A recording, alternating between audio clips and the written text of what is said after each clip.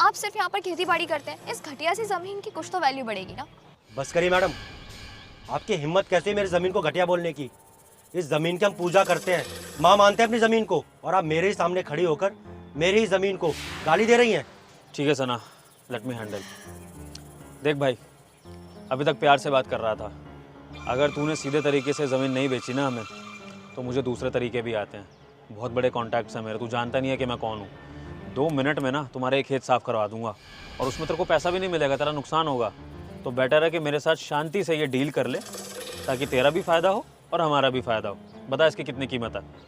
देखिए भाई साहब, आप जो कोई भी हो, होंगे आप बड़े लोग अपने घर के, लेकिन हमने कहा ना हमें ज़मीन नहीं बेचना चाहते हैं, तो आप कृपया करके जाइए यहाँ से और हमें हमारा काम करने दीजिए।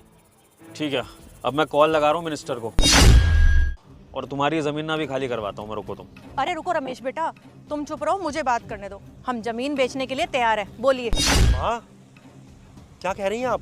मैं सही कह रही हूँ, मुझे बात कर लेने दे। तू चुप रह 2 मिनट। चलो, कोई तो यहाँ पर समझदार है। बच्चे ना सही तो उनके माँ बाप ही सही। आंटी जी, आप कीमत बताइए ज़मीन की, और अपने इस बेटे को भी समझाइए कि इसमें आप सभी का फ़ायदा है। तो बताइए कीमत, हम देते हैं। कीमत तो हम आधे रेट पर बेचने के लिए तैयार हैं, जो भी इस जमीन की कीमत है। वाओ, यानी कि आप ये जमीन हमें आधी कीमत पर बेचने के लिए तैयार हैं? लेकिन मैं आप दोनों को एक बात बता देती हूँ, आधे रेट में लेने के लिए आप दोनों को मेरी एक शर्त माननी पड़ेगी। अगर आप मेरी शर्त मानने के लिए तैयार है तो मैं आधे रेट में दे दूंगी, कोई दिक्कत नहीं है। शर्त? क्या शर्त है बताइए जी।